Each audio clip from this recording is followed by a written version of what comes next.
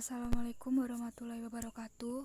Kita dari kelompok 10 akan menjelaskan tentang sejarah pemikiran ekonomi menurut Ibnu Khaldun, yang beranggotakan Laras Prihatini, Vivi Wulandari, dan Alan Danatya.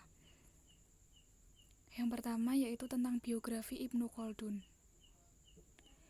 Nama lengkap Ibnu Khaldun adalah Wali ad-Din Abu ar-Rahman Ibnu Muhammad Ibnu al-Hasan Ibnu al-Jabir Ibnu Muhammad Ibnu al-Ibrahim Ibnu ar-Rahman Ibnu Khaldun. Ulama ini lahir di Tunisia pada tahun 1332 Masehi dan meninggal di Mesir tahun 808 Hijriah atau 1406 Masehi. Leluhurnya berasal dari Hadramaut, Yaman. Ibnu Khaldun hidup pada masa antara 1332 sampai 1405 Masehi ketika peradaban Islam dalam proses penurunan dan disintegrasi. Yang selanjutnya yaitu tentang karya-karya Ibnu Khaldun. Karya yang pertama yaitu Al-Iqbar.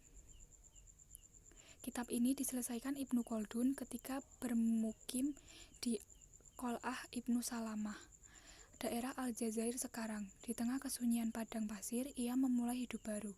Di tempat itu ia menghabiskan waktunya selama 4 tahun dari 776 hingga 780 Hijriah. Ia mengisolasi diri dari dunia politik dan berkonsentrasi menulis Al-Iqbar sebagai suatu karya sosio-historis yang terkenal. Beberapa penjelasan yang berkaitan dengan buku tersebut, baik isi, metode maupun karakteristiknya diutarakan sendiri oleh Ibnu Khaldun.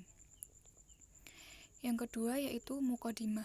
Pada awalnya, buku Muqaddimah hanyalah merupakan Muqaddimah, yaitu pendahuluan. Dalam pengertian sesungguhnya yaitu suatu pendahuluan untuk buku utama Al-Iqbar.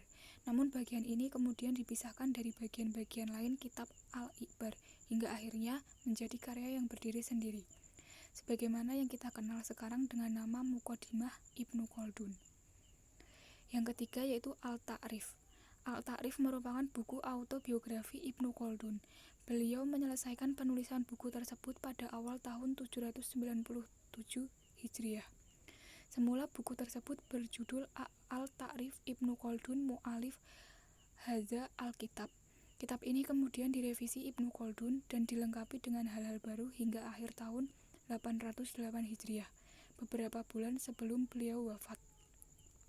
Dengan demikian, karya itu menjadi lebih tebal dan kemudian ia beri judul Al-Ta'rif bin Ibnu Khaldun Mu'alif Hadza Al-Kitab Warihlatuhu Garban wa Syarqan. Yang selanjutnya yaitu teori-teori ekonomi Ibnu Khaldun.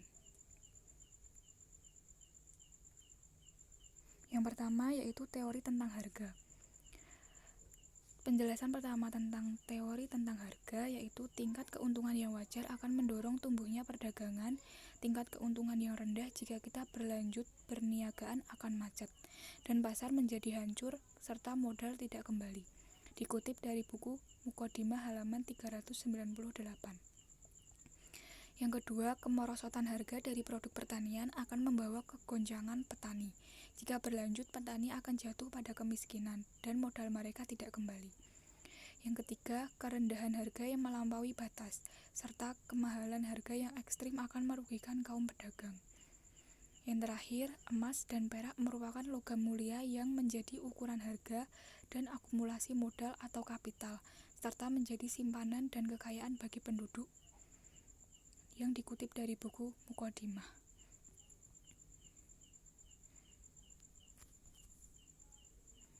Yang selanjutnya yaitu tentang teori mata uang. Penjelasan tentang teori mata uang yang pertama yaitu mata uang sebagai alat pengukur harga barang. Yang kedua, fungsi uang yang pertama sebagai alat penukaran dan kedua sebagai nilai kekayaan. Yang ketiga, kekayaan suatu negara tidak ditentukan oleh banyaknya uang di suatu negara, melainkan ditentukan oleh tingkat produksi suatu negara. Yang terakhir yaitu kaitan pertumbuhan penduduk dan pertumbuhan ekonomi. Bertambahnya penduduk akan menciptakan kreativitas kerja dan menambah kebutuhan kerja di masyarakat. Ibnu Khaldun mengaitkan pertumbuhan penduduk dan pertumbuhan ekonomi. Seperti halnya Ibnu Taimiyah, Ibnu Khaldun dalam pemikiran ekonominya tidak bisa lepas pula dengan pemikiran politiknya. Menurutnya, manusia itu pada dasarnya adalah makhluk politik. Artinya manusia itu harus hidup bermasyarakat. Yang kedua, manusia tidak bisa hidup sendiri secara individual dan membutuhkan orang lain dalam memenuhi kebutuhan hidupnya, dan dalam mempertahankan dirinya dia harus hidup berkelompok. Keduanya bisa terpenuhi dengan adanya kerjasama dengan sesamanya. Yang selanjutnya, uang menurut Ibnu Khaldun. Ibnu Khaldun menegaskan bahwa kekayaan suatu negara tidak ditentukan banyaknya uang di negara tersebut, tetapi ditentukan oleh tingkat produksi negara tersebut dalam neraca pembayaran yang positif.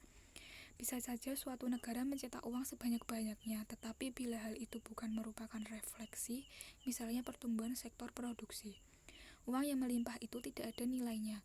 Sektor produksilah yang menjadi motor pembangunan, menyerap tenaga, meningkatkan pendapatan pekerja, dan menimbulkan permintaan atas faktor produksi lainnya.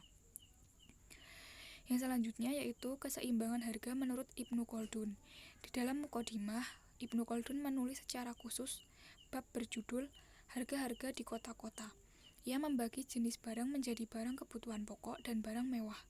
Menurut Ibnu Khaldun, bila suatu kota berkembang dan selanjutnya populasinya bertambah banyak, harga-harga barang kebutuhan pokok akan mendapat prioritas pengadaannya. Akibatnya penawaran meningkat dan ini berarti turunnya harga. Adapun untuk barang-barang mewah, permintaan akan meningkat sejalan dengan berkembangnya kota dan berubahnya gaya hidup. Akibatnya barang-barang mewah meningkat. Sekian dari kelompok kami. Wassalamualaikum warahmatullahi wabarakatuh.